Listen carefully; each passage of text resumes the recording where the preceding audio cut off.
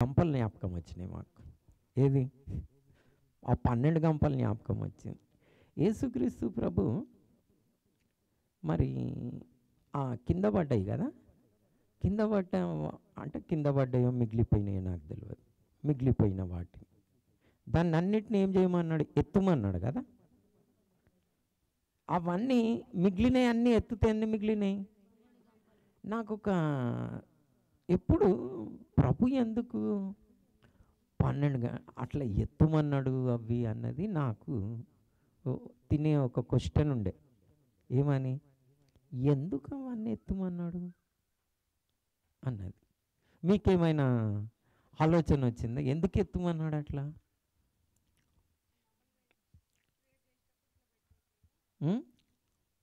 లేలే, మిగిలిన ఎత్తుమన్నాడు కదా, ఎందుకు ఎత్తుమన్నాడని? ఇంకా ఎక్కువ మంది తినడానికి వస్తారని. ఇంకా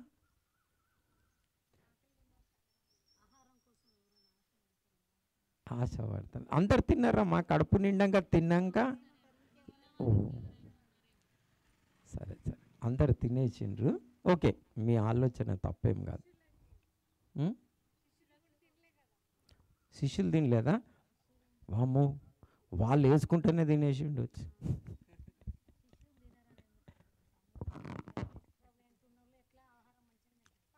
అంటే యాక్చువల్గా ఆ సీన్ ఏంటంటే, ఇవన్నీ మీరు మంచిగా ఆలోచిస్తున్నారు కానీ అందరు తిని తృప్తి పొందిన తర్వాత ఎత్తుమన్నాడు, మిగిలినవి అన్నీ ఎత్తుమన్నాడు. ఓకేనా? అంటే నేను ఎందుకు చెప్తా ఉన్నానంటే, ఈ యేసుక్రీస్తు ప్రభు ఏదైనా వాళ్ళతోటి చేపియడానికి కారణం ఏంటంటే అది జ్ఞాపకం ఉంటుందని. లేకపోతే వీళ్ళు ఏం చేస్తుండే? మర్చిపోతాడు. నిజంగానే మర్చిపోయిండ్రు. యేసుక్రీస్తు ప్రభు ఒక దగ్గర వీళ్ళకి పరిసేల పులిసిన పిండిని గురించి చెప్తాడు. పులిసిన ఆ పిండిని గురించి చెప్తాడన్నమాట. ఏమని అంటాడంటే, పరిసేల పులిసిన పిండిని గురించి మీరు జాగ్రత్తగా, అంటే వాళ్ళ డాక్టరీన్, వాళ్ళ ఉపాసాలు ఉండే విధానము, దశభాగాలు ఇచ్చే విధానము పెద్దగా కనిపిస్తాయి కానీ అందులో ఆత్మీయత లేదు. వాళ్ళ పులిసిన పిండిని గురించి జాగ్రత్తగా ఉండండి అంటాడు. వీళ్ళేమనుకుంటారో తెలుసా? ఓహో, మనం రొట్టెలు తెలియదు కదా, అందుకని ప్రభు ఇట్లా మాట్లాడుతుండు అని అనుకుంటారు వీళ్ళు మనసులో. ప్రభు ఏమంటాడు? పరిసయ్యుల పులిసిన పిండిని గురించి మాట్లాడతాడు. వీళ్ళేమనుకుంటారు? రొట్టెలు తెలియ కదా, మనం రొట్టెలు దేనికి మర్చిపోయినాము, అందు గురించి ప్రభు మనల్ని ఇట్లా అంటుండు అంటే అప్పుడు ప్రభు వాళ్ళ జ్ఞాపకం చేస్తాడు.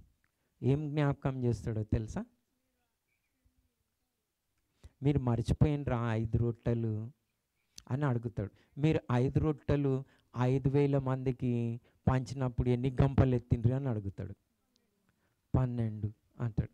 4,000 మరి 7 రొట్టెలు 4,000 మందికి పంచినప్పుడు ఎన్ని గంపలు ఎత్తిండ్రు అని అడుగుతాడు. ఎన్ని గంపలు? అయితే అది మర్చిపోయినరా మీరు అని అడుగుతాడు. వీళ్ళు ఏం చేసిండ్రు? తిన్నారు, గంపలు ఎత్తిండ్రు. కానీ ఏమైంది? యాక్చువల్గా ఎందుకు ఎత్తిపించిండు అంటే వాళ్ళకి జ్ఞాపకం ఉండాలని. వాళ్ళకి ఎప్పుడే కానీ ఫుడ్ని గురించి మీరు చింతించొద్దని. నేను చేసే పనులు చేస్తా, అయినా కానీ వీరు ఏం చేస్తున్నారు? సో నాకు ఎంకరేజ్మెంట్ వచ్చింది. కూర్చున్నప్పుడు, లేచినప్పుడు చేసిన అద్భుతం వారి కళ్ళతోటి చూసిందే మర్చిపోతే నేను మర్చిపోతా. ఎందుకంటే ఆ వీక్నెస్. కానీ ప్రాక్టీస్ చేయండి. ఓకేనా? నేను ఇట్లా కూడా అడగడానికి కారణం, ఇవాళ పాస్టర్ గారు అడగడానికి కారణం ఏంటంటే, ఒకవేళ ఇలా అడగలే మర్చిపోతూనే ఉంటారు, వస్తూనే ఉంటారు, పోతూనే ఉంటారు. అది ఒక ఇది. ప్లస్ ఇక్కడనైనా లీస్ట్ అడుగుతున్నారు. కొన్ని సంఘాలనైతే ఖాళీ గెస్ట్ స్పీకర్స్ వస్తుంటాడు. పోయిన వారం ఏం చెప్పిండ్రు అది మర్చిపోతారు. ఆయన అడగనికి కూడా ఉండదు పోయిన వారం ఏం నేర్చుకున్నారని. వేరే మెసేజ్ వస్తుంది. సో అలా నడుస్తూ ఉన్నది. సో మీరు పోయిన వారం ఏం నేర్చుకున్నారు అంటే మీరు డిస్కరేజ్ కాకండి అని అంటున్నా. పోయిన వారము మనం ఏం నేర్చుకున్నాము అంటే ఓకే ఇన్ని పాయింట్లైనా జ్ఞాపకం ఉన్నది. డిస్కరేజ్ కాకండి, ట్రై చేస్తూ ఉండండి ఏం నేర్చుకుంటా ఉన్నామని. ఓకేనా? సో మనము ప్రాముఖ్యంగా డిసెప్షన్ని గురించి మనం ఏం చేసినామంటే నేర్చుకున్నాం మనం. సో ఈరోజు డిసెప్షన్ని గురించి ఇంకా ఎందుకంటే మనకి మోసపూర్చే హృదయం ఉంది, మరి సరిగా కనిపించే మార్గం ఉన్నది, కానీ తుదకది మరణానికి దారితీస్తుంది. దానికి తోడు ఇనుప నరం ఉన్నది, దానికి తోడు మరి శరీర క్రియలు ఉన్నాయి. ఇవన్నీ కూడా మనల్ని చెడిపెట్టివే కదా. సో మనము చాలా జాగ్రత్తగా ఇలాంటి ఒక దాంతో మన అన్ని న్యాచురల్గా ఉన్నాయి కాబట్టి మీరు మరి మోసపోకుండా జాగ్రత్తగా చూసుకోవాలి. అందులో పోయిన వారం దేని గురించి మోసపోవద్దని నేర్చుకున్నాం?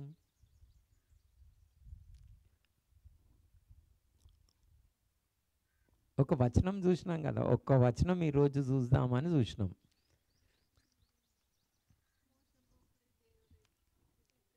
లే ఒకటి బన్నీ మొదటి కొరింథీ పత్రిక మీరు చదివితే ఇప్పుడు అదా అంటారు అంతనే. మొదటి కొరింథీ పత్రిక 3వ అధ్యాయం 18వ వచనంని మనం చూసినాం. మోసపోకుడి అని చూసినాం. ఏం చూసినాం? మోసపోకుడి. చదవండి 3:18. ఎవడైనను ఈ లోకమందు జ్ఞానినని అనుకొని ఎడల జ్ఞాని అగినట్లు వెర్రివాడు మోసపోకుడి అంటా ఉన్నాడు. మీలో ఎవరైనా జ్ఞానం గలవాడు అనుకుంటే అది తప్పు. మనమందరం కూడా ప్రాబ్లం ఎక్కడున్నది అని అంటే మనం జ్ఞానులము అని అనుకుంటాం. మనం ఏమనుకుంటాం? ప్రతి ఒక్కరు ఏ స్థాయిలో ఉండని, ఎంత ధనవంతుడు కానీ ఎంత పేదవాడు కానీ ఏమనుకుంటారంటే నేను జ్ఞాని అనుకుంటాడు. సో ఫస్ట్ నంబర్ 1 ఏం తెలుసుకోవాలంటే మనం జ్ఞాని అని అనుకోవద్దు. ఇది ఎవరు చెప్పిండ్రు? జ్ఞాని అయిన సొలొమోను చెప్పిండు. దేవుడు ఎవరికైతే విస్తారమైన జ్ఞానం ఇచ్చిండో ఆయన చెప్పిన మాటలేంది? నువ్వు జ్ఞాని అని అనుకోవద్దు, నీ పూర్ణ హృదయంతో దేవుని అందు నమ్మిక ఉంచు. ఈ వచనం ఎక్కడున్నది పాపరీనా? ప్రసంగిలు ఉన్నదా? మోనానే చెప్పలేదు అని అంటే నిన్నేమను అసలు. ఎందుకంటే క్లాస్ లీడర్ మోనా కదా. మోనా చెప్పలేదంటే ఇంకా నేనేం చేసేయగలుగుతా? ఏం చేయలేము. క్లాస్ ఫస్ట్ వచ్చే కేసే చెప్పలేదంటే ఓకే. ఎందుకంటే మర్చిపోకు రీనా, ఓకేనా? అందరం బైబిల్ చూద్దాం, కల్పన కూడా, ఓకేనా? నేను ఇట్లనే అడుగుతుంటా, ఓకేనా? ఇప్పుడు మనము సామెతల గ్రంథం 3వ అధ్యాయం 5వ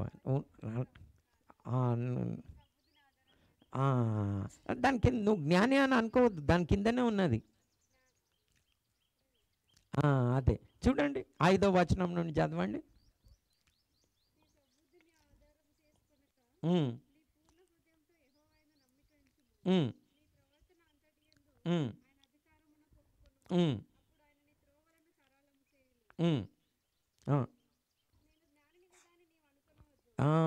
నేను జ్ఞానిని గదా అని నువ్వు అనుకోవద్దు. యెహోవా యందు భయభక్తులు కలిగి చెడుతనము. ఇక్కడ మోసపోవద్దంటే ఏం చేయాలంటే మనము జ్ఞాని అని అనుకోవద్దు. ఈ మాట మీరు ఒక మాట నేర్చుకుంటే చాలు, ఈ మాట కంఠస్థం చేస్తే చాలు లైఫ్లో. అంటే మనం ఒక్కొక్క వచనం నేను చూస్తా ఉన్నా, దాదాపు 100 పాటలు మీరు ఆల్మోస్ట్ ఏం చేస్తుండ్రంటే దాన్ని కంఠస్థం పాడేస్తుండ్రు, ఒక్క చరణం అన్నంలో నుంచి పాడుతుండ్రా 100. కానీ 100 వర్సెస్ వస్తలేవు చూస్తున్నా. ప్రయోజనకరమైనవి 100 వచనాలు నేర్చుకుంటలేరు, 100 పాటలు నేర్చుకుంటుండ్రు. కానీ అది ఎట్లా నేర్చుకుంటుండ్రో తెలుసా? బుక్లో రాసి పాడి అండ్ పాడి అండ్ పాడి అండ్ పాడి నేర్చుకుంటుండ్రు వచ్చేదాకా. పోనీ అందులో ఏమైనా ఉంటున్నాయా అని చూస్తున్నా నేను. అన్ని పాటలు అన్నాను, చాలా మట్టుకు స్తుతి చెల్లించుడు అలాంటివి కొంచెం ఉంటాయి. నిజంగా మరి మీరు జాగ్రత్తగా ఉండాలి. మీరు పాపం చేయకుంటే ఎప్పుడు ఉంటారంటే, ఎప్పుడు ఉంటారు చెప్పండి? క్లూ ఇస్తాను నేను. 119వ కీర్తన 119వ కీర్తన క్లూ, అందులో ఒక వచనం ఉంటుంది. నేను అది చేస్తున్నా కాబట్టి నీ పాపం చేయట్లేదు అంటాడు. అలేలే, అది యవనస్తులు వారి యొక్క నడతలను ఎలా పరిశుద్ధపరచుకుంటారని నేను చెప్పేది. లేలే కాదు. ఓకే, చూద్దాం. అంటే నేను ఇవన్నీ ఇంత క్వశ్చన్స్ ఎందుకు అడుగుతున్నా? ఆ పని చెయ్యండి, జర పాటలు రాసుకున్నాడు తక్కువ చేయండి అని. ఎందుకు ఉంచుకున్నాడు? నేను నీ చదువుదాం అందరం. 119వ కీర్తన 11వ వచనం.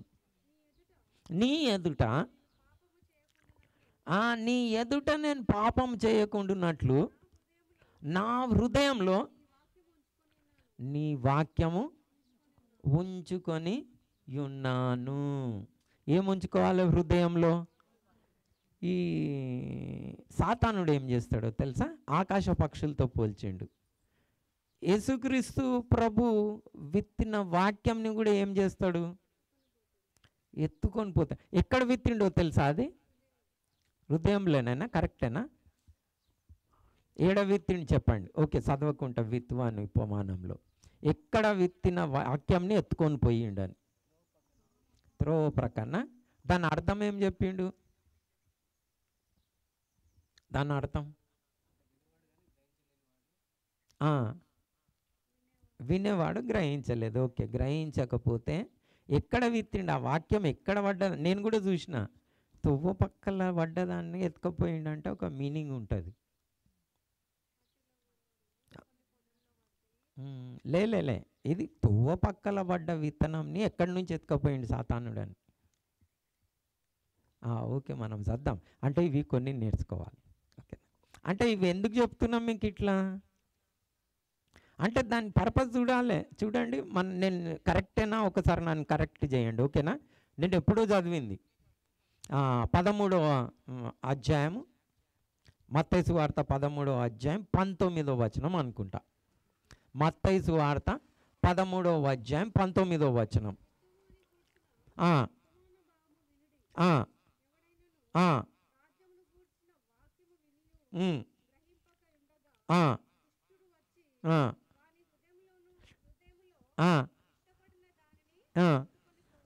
ఎక్కడ విత్తబడ్డదండి? అక్కడి నుంచి ఎత్తుకొని పోతాడంట.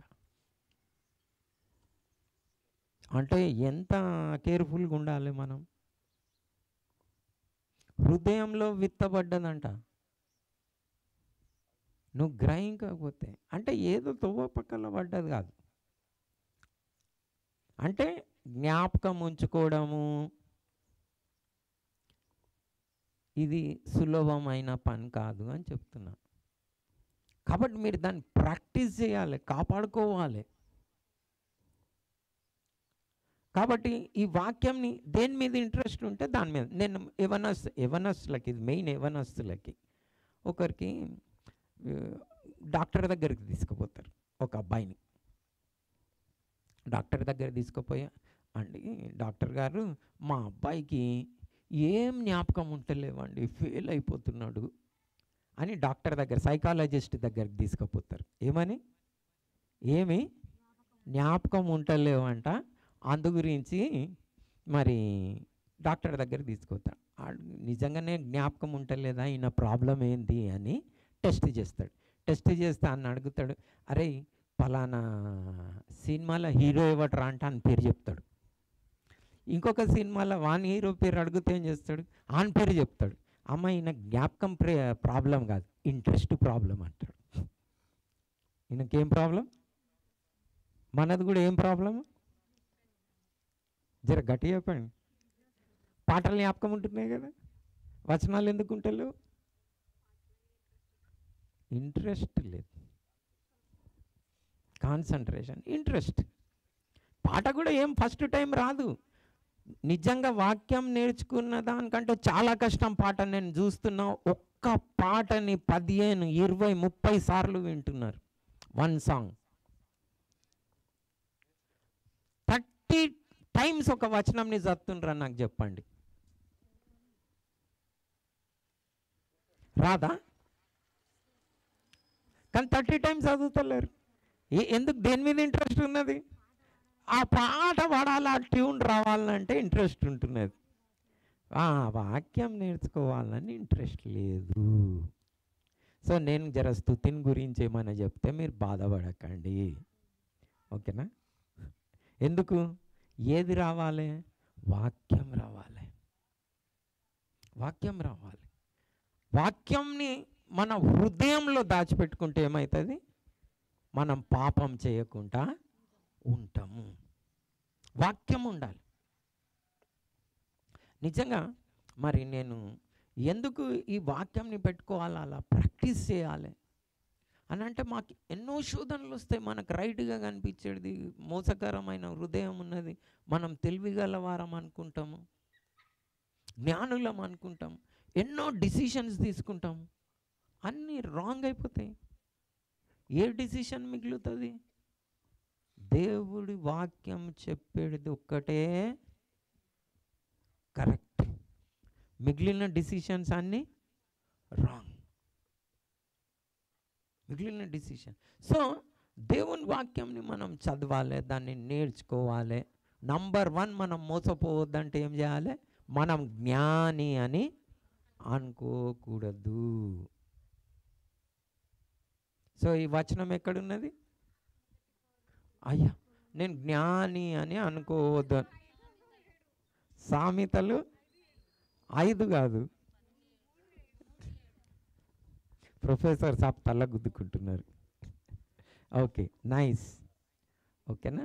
అంటే ఒక వచనం నేర్చుకున్నాను. ఇవాళ యూత్ మీటింగ్ పోయి ఏం చేసిండ్రు అని అడిగినారు అనుకో, నేను జ్ఞానిని అని అనుకోవద్దు, నాకు ఆశీర్వాదం రాదు కదా.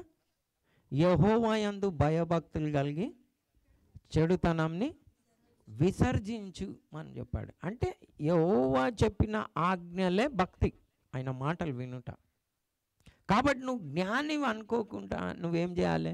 యేసుక్రీస్తు ప్రభు చెప్పింది, దేవుడు చెప్పింది రైట్ అని అనుకోవాలి. దాన్ని మనం ఏం చేయాలి? చేయాలి.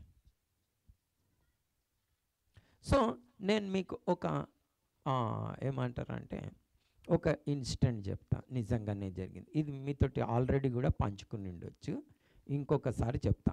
యవనస్తులైన వారికి ఇది ప్రాముఖ్యంగా, ఓకేనా? దీన్ని నేను ఆ ఇన్సిడెంట్, ఆ కథ, ఆ వాక్యంని జ్ఞాపకం పెట్టుకున్నందుకు, అలా చేస్తున్నందుకు, ప్రాక్టీస్ చేస్తున్నందుకు నాకేమైందంటే ఎన్నో శోధనల నుంచి నేను విడిపించబడ్డా. నిజంగా నాకు చిన్నగా ఉన్నప్పటి నుంచి మరి శాంసన్, సాలమన్ స్టోరీ చెప్పిండ్రు. శాంసన్ది నా పేరుదే స్టోరీ. ఏంది బాబు, కొంచెం జాగ్రత్తగా ఉండాలి, లేకపోతే గుండు కొట్టేస్తారని. ఏం స్టోరీ చెప్పిండ్రు? జాగ్రత్తగా ఉండాలి, గుండు కొట్టేస్తారని చెప్పిండ్రు. సో నేనేం చేస్తుంటే, నేను దేవదూతని కాదు. నేను ఎవరిని కాదు? దేవదూతని కాదు. అంటే ఏమైనా మంచి స్వభావం ఉందా? నో. సో నేను ఎప్పటి సంగతి చెప్తున్నా, నేను నేను 22 సంవత్సరాలు ఉన్నప్పుడు చెప్తున్నా. అంటే దాదాపు 40 సంవత్సరాల క్రితం ఇలా ఉండే, ఇట్లా చర్చికి పోతుండే, ఏం చేస్తుండే అన్నది. సో నాకేమవుతుండే, అందరితో పాటు నేను కూడా బస్ స్టాండ్లో నిలబడుతుండే. బస్ స్టాండ్లో రకరకాల అమ్మాయిలు నిలబడతారు కదా, నిలబడితే నేనేం కళ్ళు మూసుకొని ఉండకపోతుండే. కనిపిస్తారు, కనిపిస్తే అట్రాక్ట్ అవుతామా లేదా? నేనే అయినానా? ఒకవేళ మీరు అయితలేరంటే ఏదో ప్రాబ్లం ఉన్నది. ఓ నేనేం కానీ, నేను చూడ ఇట్లా చూస్తా అట్లా చూస్తా అంటే సంథింగ్ ఈజ్ రాంగ్. ఇవాళ ఒక పాట పాడిండ్రు, నాటకం చేయక. ఏంది, ఏమో పాట పాడిండ్రు, ఏంది? నటించే.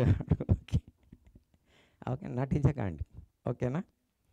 యథార్థ పరులు దేవునికి ఇష్టం. సో నేను ఎట్లా తప్పించుకుంటుండే, ప్రభా నువ్వు చెప్పావు, యెహోవా యందు భయభక్తులు గల స్త్రీ కొనియాడబడ్డది. అంతనే నాకు 190 ఇష్టమవుతాయి, ఇష్టం కావా?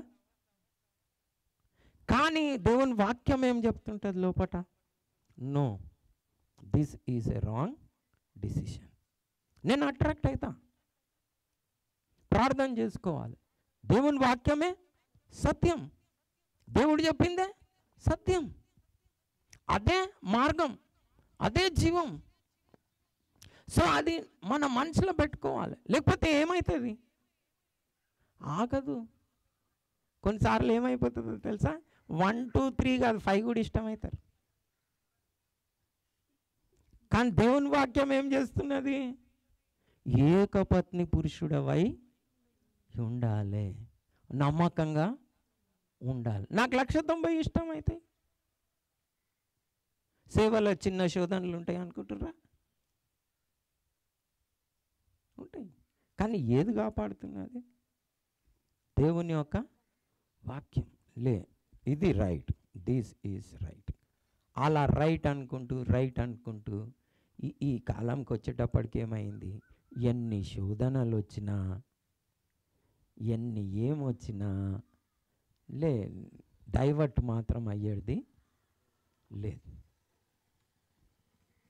సో మీరు కూడా ఏం చేయాలి, జ్ఞాని అనుకోవద్దు, దేవుడు చెప్పిందే రైట్ అని. నేను ఈ స్టోరీ చెప్పబోతున్నా. ఇప్పుడు ఎందుకు చెప్తున్నా ఈ స్టోరీ, అలాంటి శోధనలు 190 వస్తాయి. వచ్చినప్పుడు మనం జ్ఞాని అని అనుకోవద్దు. మనం డిసిషన్ తీసుకొని క్యాల్కులేషన్స్ వేసుకుంటాం, దిస్ ఈజ్ రైట్ అని. నో, అట్లా డిసిషన్స్ తీసుకోదు. దానికి నేను ఒక స్టోరీ చెప్తా ఉన్నా, ఇది రియల్ జరిగిన స్టోరీ. మరి ఫోర్డ్ కంపెనీ తెలుసు కదా, కార్ల కంపెనీ. ఈ కార్ని ఫస్ట్ కనుక్కున్నప్పుడు చాలా తక్కువ మంది కొనుక్కునేవారు. కారు ఫస్ట్ కనుక్కున్నప్పుడు తక్కువ మంది కొనుక్కునేవారు. వారికి అంత అవగాహన ఉండేది కాదు, కారు ఎట్లా స్టార్ట్ అవుతుంది, దాని మెకానిజం ఏంది, అదంతా అంత అర్థం కాదు కదా స్టార్టింగ్ తీసుకున్నప్పుడు. సో అట్లా ఒక అతను ఆ కారు కొనుక్కున్నాడు. ఆ కారు మధ్యలో ఆగిపోయింది.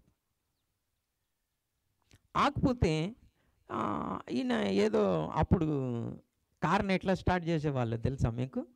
పాతది చూడండి, ఇట్లా ఒక రాడ్ పెట్టి ఇట్లా తిప్పుతారు. మీరు పాత కార్లు చూసిండ్రా?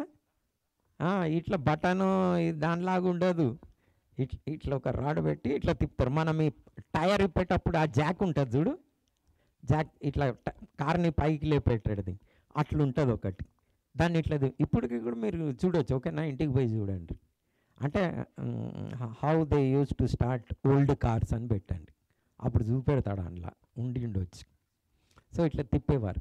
ఈయన పట్టి ఇట్లా తిప్పుతా ఉన్నాడు, స్టార్ట్ అవుతలేదు, చెమటలు అయిపోతుంది. ఆ రోడ్లో ఏదో ఒక మనిషి నడుచుకొని వచ్చి ఈయన దగ్గర నిలబడితే ఈయన స్టార్ట్ చేస్తున్నాడు. స్టార్ట్ చేస్తే మరి ఆయన వచ్చి అడిగిండు, నేనేమన్నా హెల్ప్ చేయాలా మరి స్టార్ట్ చేయడానికి అంటే. ఆయన కారు ఉన్న ఈయన కిందికి మీదికి చూసిండు. ఈయన దగ్గర కారు లేదు, నడుచుకుంటూ వస్తున్నాడు, నాకు కారు ఉన్నది, కార్ని గురించి నాకెక్కువ తెలుసా, ఈయనకి ఎక్కువ తెలుసా, ఎందుకు ఈయన నడుచుకుంటూ వస్తున్నాడు. సో మళ్ళీ ట్రై చేస్తున్నాడు, అంటున్నది, స్టార్ట్ అవుతలేదు. ఈయన అక్కడనే నిలబడ్డాడు పాపం. ఈయన మళ్ళీ ట్రై చేసిన తర్వాత కొంచెం సేపటి తర్వాత 5 నిమిషాలు మళ్ళీ అడిగిండు, హెల్ప్ చేయాలన్నా నేను అని.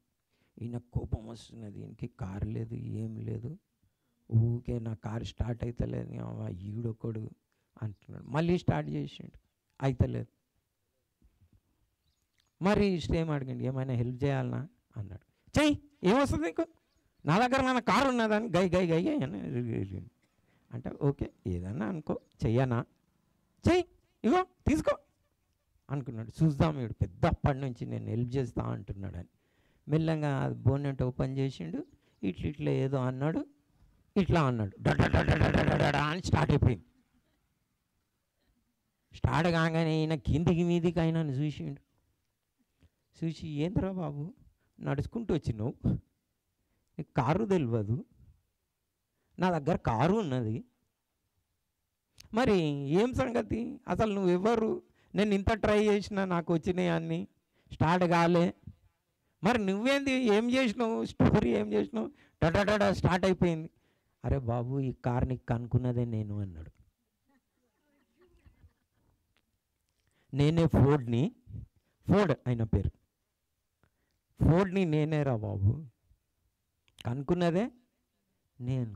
మీరు కూడా ఈ స్టోరీ ఎందుకు చెప్పినా, చిన్న జ్ఞాని అనుకోకండి, అది డడా అని ఆగిపోతుంది చెమటలో అంతనే.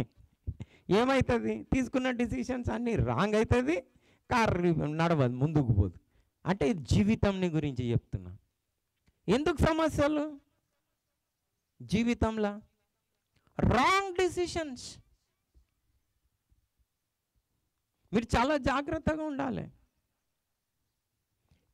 ఈరోజు వారి జీవితము చాలా మట్టుకు దుఃఖకరంగా ఉండడానికి చాలామందిది, ఒక్కరిది ఇద్దరిది కాదు లోకంలో. దానికి కారణం ఏంటంటే, మానవులు అనుకున్నారు నేను తీసుకున్న డిసిషన్ రైట్ డిసిషన్, నేను జ్ఞానిని, నేను చెకప్ చేస్తున్నా, నాకు తెలుసు. ప్లస్ యవనస్తులకి ఇందులో ఏముంటుందంటే, మమ్మీ నీకేం తెలుసు, ఓల్డ్ జనరేషన్, ఇప్పుడు న్యూ జనరేషన్ మాది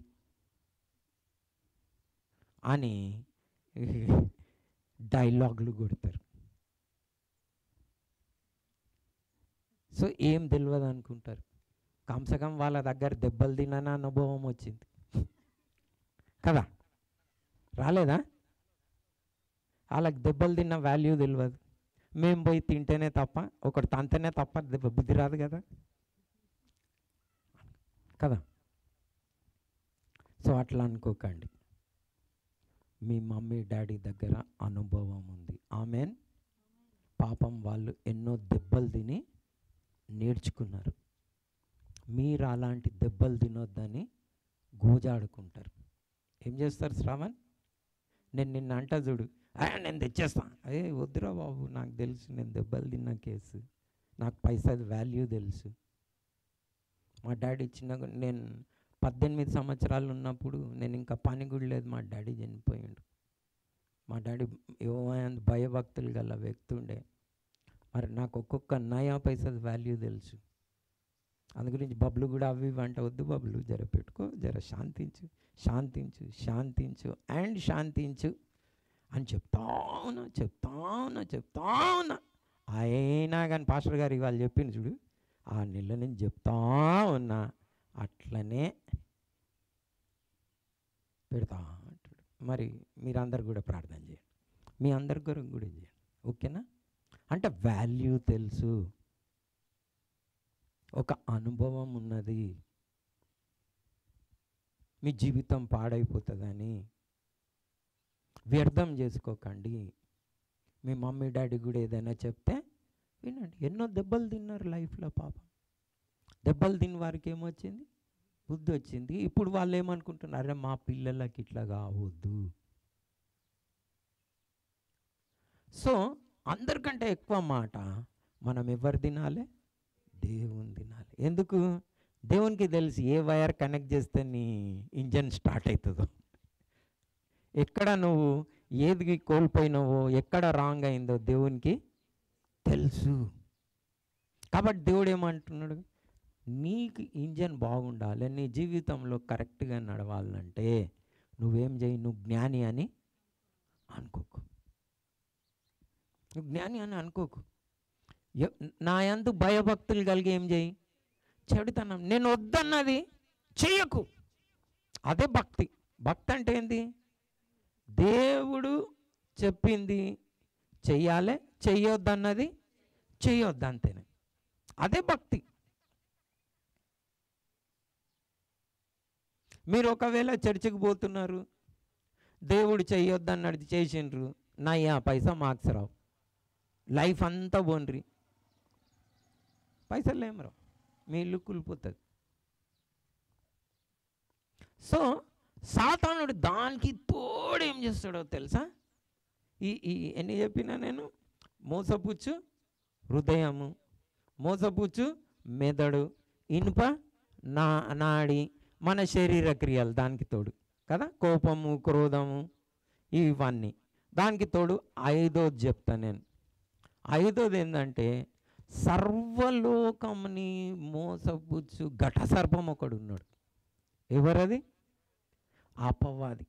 ఎవరిని మోసం చేయాలా అని తిరుగుతుంటాడు. ఈ ప్రకటన గ్రంథంలో ఉన్నది చూడండి, సర్వలోకంని మోసం చేయొచ్చు. 18వ వచనమా, 18వ అధ్యాయమా, 12వ త్రోయబడ్డాడు అని ఉంటుంది, ఉన్నదా చూడండి, నేను చూస్తా, రెఫరెన్స్ మర్చిపోయినా నేను.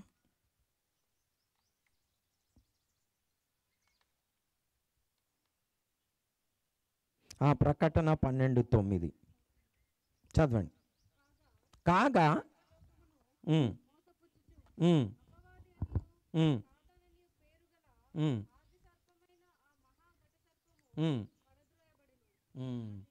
చాలు. ఈ సాతానుడు ఏం చేస్తాడు, సర్వలోకంని ఏం చేస్తున్నాడు, మోసం చేస్తూ ఉన్నాడు. ప్లస్ మనకేం చెప్పబడ్డది, మామూలుగా తిరుగుతుండ అనుకుంటుండ్రా సాతానుడు? నో. మనకు మొదటి పేతురు పత్రిక 5వ అధ్యాయము 8వ మీ ఏది మోసపుచ్చే ఈ సాతానుడు, మీ విరోధి అయిన అపవాది ఎవరిని మింగుదునా అని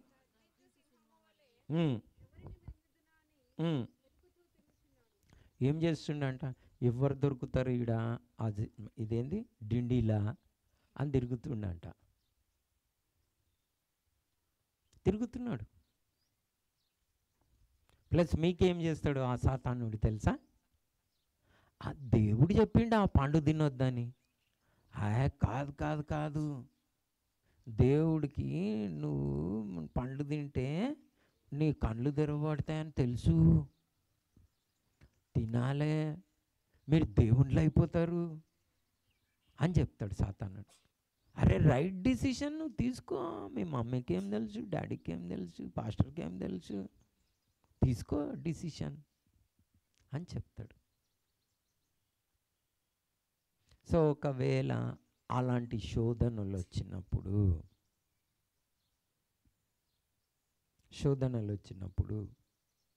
మీరేం చేయాలి, నీ వాక్యమే సత్యం, నీ వాక్యమే ప్రభువా నువ్వు చెప్పినావు నేను జ్ఞానినని అనుకోవద్దని, నువ్వు నీ వాక్యం ఏం చెప్తే దాన్ని నేను చేస్తా.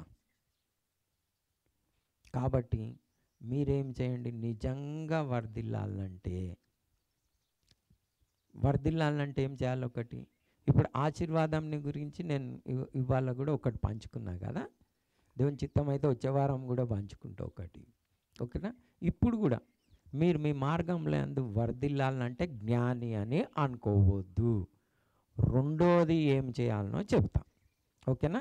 ఇది యెహోషువ గ్రంథం 1వ అధ్యాయము 8వ వచనం. యెహోషువ గ్రంథం మొదటి అధ్యాయం 8వ వచనం చదవండి. ఈ ధర్మశాస్త్ర గ్రంథమును నువ్వు బోధింపక తప్పిపోకూడదు,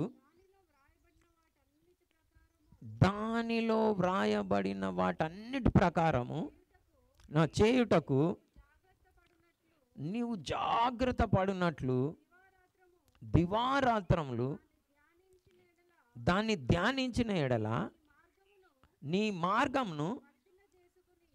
మార్గమును వర్ధిల్ల చేసుకొని చక్కగా ప్రవర్తించదు. ఏం చేయాలి? దేవుని యొక్క వాక్యంని దివారాత్రములు ధ్యానించాలి, దాన్ని బోధించుట మానకూడదు.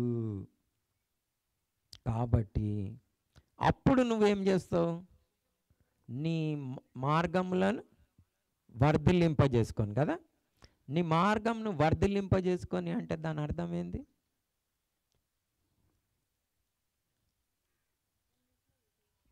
జయం, అన్నిట్లా ఆశీర్వాదం, ప్రాస్పరస్ అని ఉంటుంది ఇంగ్లీష్ బైబిల్లో. దెన్ దౌ షల్ట్ మేక్ దై వే ప్రాస్పరస్ అని ఉంటుంది. వర్ధిల్లింపజేసుకుంటావు. వర్ధిల్లింపజేసుకొని ఏం చేస్తావు? చక్కగా ప్రవర్తిస్తావు. కాబట్టి మీరు రాజులైన యాజక సమూహం చేయవలసిన పని ఏంటంటే దేవుని వాక్యంని రాసుకోవాలి. రాజు ఏం చేయాలి? దేవుని వాక్యంని రాసుకోవాలి. ఎక్కడుంది ఇది? ప్రొఫెసర్ని ఫస్ట్ అడుగుతా. రాజు ఏం చేయాలంటే దేవుని యొక్క వాక్యంని రాసుకోవాలి, ధర్మశాస్త్రంని రాసుకోవాలని ఉన్నది, కంపల్సరీ. ఆయన చేతులతో రాసుకోవాలి. ఎక్కడుంది అని అడుగుతున్నా. సో మిగిలిన వాళ్ళకి అందరికి ఎక్స్క్యూజ్. ఓకేనా? ద్వితీయోపదేశ కాండం 17వ అధ్యాయం 14వ వచనంలో ఏమున్నదంటే, రాజు తన సింహాసనం ఆసీనుడు అయిన తర్వాత లేవీల దగ్గర ఉన్న ఆ ధర్మశాస్త్ర గ్రంథంని చూసుకొని దానికి ఒక ప్రతిమ తన చేతులతో రాసుకోవాలంట. దానికి కుడికి కానీ ఎడమకు కానీ తిరగకుండా దాన్ని రాసుకోవాలి అని ఉన్నదా? 17:14 నుంచి 18:14లో ఉందా? ఓకే, చదవండి. 17:18 అంటే 17వ అధ్యాయం అమ్మ. 18వ చదువు.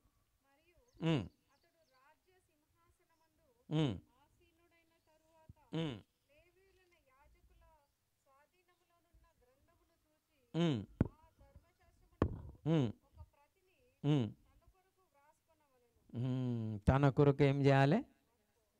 దేవుని వాక్యంని ఏం చేయాలి? రాసుకోవాలి. ఈ రాసుకునే క్రైస్తవులను చూసిండ్రా మీరు? అంత సాధారణంగా దొరకరు. అయ్యగారు చూసిండ్రంట, ఓకేనా? కానీ నేను చాలా తక్కువ. నేనైతే మా దాంట్లో ఎవరు రాసుకున్నట్లే లేదు, కానీ నా పిల్లలకు ట్రై చేసిన.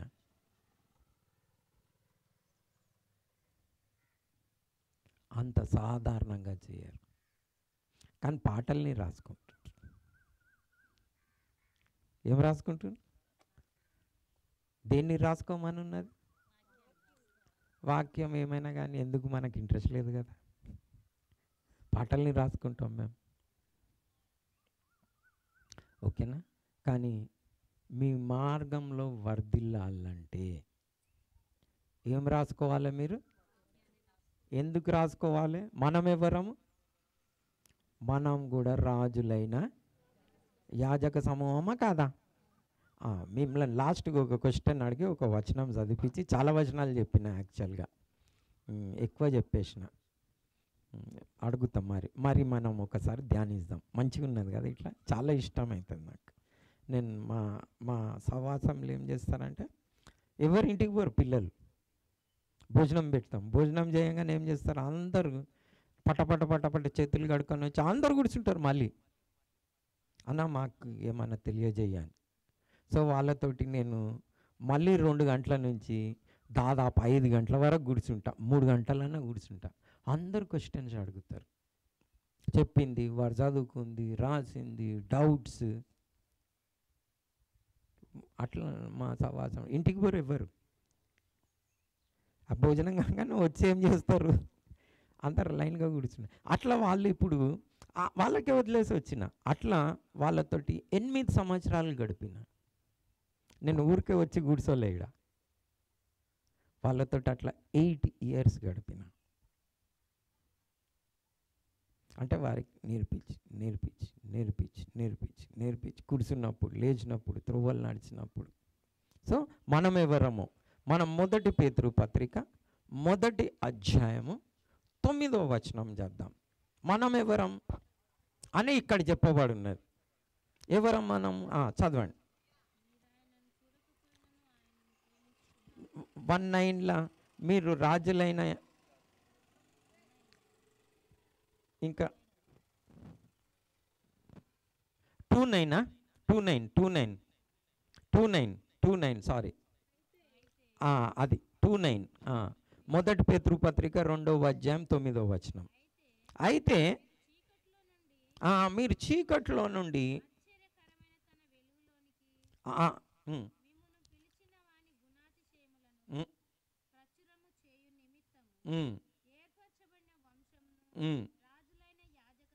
మీరు రాజులైన యాజక సమూహము, దేవుని సొత్తైన మనం ఎవరమంటే రాజులైన. రాజు ఏం చేయాలి? రాసుకోవాలి. యాజకుడు అంటే ఎవరు అమ్మా? దేవుని సేవకుడు. యాజకుడు అంటే ఎవరు? దేవుని సేవకుడు. ఓకే, ఎవరంట అది? ఓకే, అరే మనమేనా అందరా? అట్లనే ఉందా? అట్లనే ఉంది కదా. ఏ పాస్టర్ కన్నా బైబిల్ తెలియదు అనుకో, ఆ పాస్టర్ని ఏం నానాలి?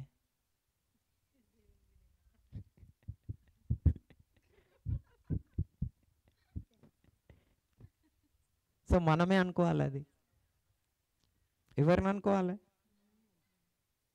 దేవుని వాక్యం అయితే సెలవిస్తుంది కదా. మీరెవరు?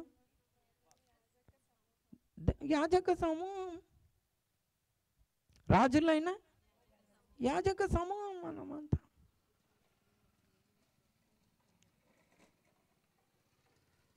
మనం అట్లా రాసుకోవాలని ఉందా? అట్లా చేసుకోవాలనా? ఎందుకు వర్ధిల్తలేరు అని చూస్తున్నా. చర్చికి వచ్చిన వారు ఎందుకు వర్ధిల్లరు? ఏమవుతుంది వీళ్ళకి అంటే వేరే దాని మీద చాలా ఇంట్రెస్ట్లు ఉన్నాయి. జ్ఞానిని అనుకొని డిసిషన్స్ అన్నీ తీసుకేసుకుంటున్నారు. దేవుని వాక్యం చెప్పినట్టు చేస్తలేరు. ఎక్కడి నుంచి ఆశీర్వాదం వస్తుంది? నాకు చెప్పండి, ఎక్కడి నుంచి వస్తుంది? ఎట్లా వర్ధిల్లుతారు మీ మార్గంలో? ఛాన్స్ ఉందా ఏమైనా? లేదు. అది బండి కొత్తది కొనుక్కున్నా అని రిపేర్ అవుతుంది. రిపేర్ అయితే స్టార్ట్ అవుతలేదు. స్టార్ట్ కావాలంటే ఎవరు కావాలి? మళ్ళీ మిమ్మల్ని సృష్టికర్తనే రావాలి. మీరు ఆయననే వద్దనుకుంటే, ఆయన మాటలే వినకపోతే, ఆ సృష్టికర్త ఏం చేసిండు? కార్ అట్లా ఇచ్చినప్పుడు ఏం చేస్తాడు? ఒక మాన్యువల్ ఇస్తాడు. వాషింగ్ మిషన్, ఎయిర్ కండిషన్ కొట్టుకుంటే ఏమి ఇస్తాడు? మాన్యువల్ ఇస్తాడు కదా. అందరికి మాన్యువల్ ఇస్తాడు, తెలుసు కదా. దాని ఇన్స్ట్రక్షన్ బుక్ ఉంటుంది కదా. అయితే మన సృష్టికర్త ఏం చేసిండు? మనల్ని సృష్టించి మనకు కూడా ఒక మాన్యువల్ ఇచ్చిండు. ఏందా మాన్యువల్? దాన్ని చదవకుండా మిషన్ ఎట్లా బాగా నడుస్తుంది చెప్పండి నాకు. నడుస్తుందా? ఆగిపోతుంది. ఎట్లా స్విచ్ చేయాలి, ఎట్లా ఆన్ చేయాలి, ఎట్లా క్లోజ్ చేయాలి, టైమింగ్ ఎట్లా సెట్ చేయాలి, వాషింగ్ మిషన్లో చూడాలి కదా. అలా లేకుండా ఎట్లా నడుస్తుంది వాషింగ్ మిషన్? కొత్తదే నడవదు. ఎందుకు? ఒక బటన్ ఎత్తబడి ఇంకొక బటన్ ఎత్తేసి కంపెనీ అన్నీ తిడతాం. ఏమని? ఏం వాషింగ్ మిషన్ ఇచ్చినవయ్యా నువ్వు అంటే ఆయన అంటాడు, సరే అమ్మా వస్తా అని మాన్యువల్ దీన్ని చదివినరా అని ఇట్లా అంటాడా, డడా అని స్టార్ట్ అవుతుంది కదా. అరే గింతనేనా అనుకుంటాం మనం. అంతనే. చదివితే ఈజీ, చదవకపోతే రాదు. సో మనం ఏం రోజుకున్నాం ఈరోజు? జ్ఞాని అని అనుకోవద్దు. ఆయన మనకు ఒక మాన్యువల్ ఇచ్చిండు. మనం రాజులైన యాజక సమూహము, దేవుని ఒక ధర్మశాస్త్రంని చేతులతో రాసుకోవాలి. దానికి కుడికి కానీ ఎడమకు కానీ తిరగొద్దు. దివారాత్రములు దాన్ని ధ్యానించువాడు ధన్యుడు. అతడు నీటి కాల్వల ఓరున నాటబడిన వాడై ఆకు వాడక తన కాలమందు. ఎవరైనా అలా రాస్తే, మీరిద్దరైతే టీచర్ పని చేసిండ్రు, చాలా సంతోషం నాకు. ఇక్కడ కూడా ఉన్నాడా? ముగ్గురు ఉన్నారు. దేవునికి స్తోత్రం. ఎందుకు అంటే పిల్లలకి ఏదైనా రాకపోతే మీరు ఏం చేపిస్తుండిరి? కొడుకు రాపిస్తుండే కదా. ఇప్పుడు మిమ్మల్ని కొట్టేటోళ్ళు అయితే ఎవరు లేరు, మీరే వేరే వాళ్ళని కొట్టాలి కొడితే. ఆ పని చేయలేను కదా. కానీ ఇప్పుడైనా మనం ఏం చేసుకోవాలి? ఒకటి వస్తలేదు అంటే చెప్పండి, గట్టి చెప్పండి. ఎందుకు జ్ఞాపకం ఉండదు? రైట్ 10 times అన్నాడు అనుకో, రాదా? సో ఇప్పటి నుంచి ఏం చేయండి? నేర్చుకోండి. మీరు వర్ధిల్లకుంటే నన్ను అడగాలి. నన్ను అడగండి, నేను ఈడనే కూర్చొని ఉంటా. ఓకేనా? మళ్ళీ వస్తా. ఎడికి పోతా? ఎడికి పోను నేను. మీరు ఎప్పుడైనా నా ఫోన్ నంబర్ ఏదైతే నేను స్టార్టింగ్ తీసుకున్నానో చూడండి, అప్పటి నుంచి ఇప్పటి వరకు ఒకటే నంబర్. ఓకేనా? ఇది లైఫ్లో కూడా చేంజ్ కాదు ఇంకా. సో ఏడికి పోను. ఓకేనా? ఏదైనా మీటింగ్లు ఉంటే రిసీవ్ చేసుకోను, లేకపోతే చేసుకుంటా. వేధించండి, అడగండి. ఎందుకు నేను ఇంత ఖచ్చితంగా చెప్తున్నా? నేను దానికి సాక్షిని. నేను అలా చేసుకున్నా. ఎందుకు ఇది ఎప్పుడు వెంట పెట్టుకొని తిరుగుతా? ఏదున్నా రాసుకుంటా. దీంట్లో నేను మీతో మాట్లాడుతుంటా కానీ ఇలా రాసుకుంటా. దేవుడు మాట్లాడేది వాక్యం అంటే ముందుగాల నా దగ్గర ఇంత పెద్ద బైబిల్ ఉంటుండే. దాన్ని మొయ్యలేక ఆ తెలుగులా, ఇంగ్లీష్లా, ఇంకా వేరే ట్రాన్స్లేషన్లా దాన్ని చదవలేక ఇందులో మరి నేను ఇది ఎందుకు తీసుకున్నా అంటే, దాదాపు ఒక్క వచనంని నాకు అర్థం కాకపోతే 20 ట్రాన్స్లేషన్స్ చదువుతా. ఎన్ని? 20 ట్రాన్స్లేషన్స్ చదువుతా. దాని అర్థం ఇదా, ఓహో ఈయన ఎట్లా తర్జుమా చేసిండు, ఎలా అయ్యింది, మరి దీని మీద వ్యాఖ్యానం ఏం చేసిండ్రు, ఎంతమంది దేవుని సేవకులు ఏం చెప్పిండ్రు, ఓహో దీని మీనింగ్ ఇదా అని చూస్తే వస్తుంది కదా. లేకపోతే అలా వచ్చేసింది అనుకుంటుండ్రా? నో. దేవుని సన్నిధిలో కనిపెడతా, ప్రభువా దీని యొక్క భావం ఏంది, రాసుకో. సో నన్ను దీవించిన దేవుడు మిమ్మల్ని కూడా ఏం చేస్తాడు? 100%. దానికి తిరుగులేదు. అందుకని నేను ఇంత గట్టిగా చెప్తా ఉన్నా. మీరు కూడా అలాగనే ఆశీర్వదింపబడతారు. సో మీరు జ్ఞాని అని అనుకోకండి. దేవుని యెహోవా యందు భయభక్తులు కలిగి చెడుతనాన్ని విసర్జించండి. దేవుని వాక్యంని రాయండి, కంఠస్థం చేయండి హృదయంలో. మళ్ళీ మీ హృదయంని కూడా భద్రం చేసుకోండి, తాళం వేసి పెట్టండి. ఓకేనా? లేకపోతే ఆకాశ పక్షులు వచ్చి ఏం చేస్తాయి? ఎత్తుకొని పోతాయి. అంటే ఎవరు అని అంటే గ్రహించాలి. ప్రభువా ఈ వాక్యం యొక్క మీనింగ్ కూడా నాకు చెప్పు అని మనము ప్రార్థన చేసుకోవాలి. ఓకేనా? ప్రార్థన చేసుకుందాం. ఓకే.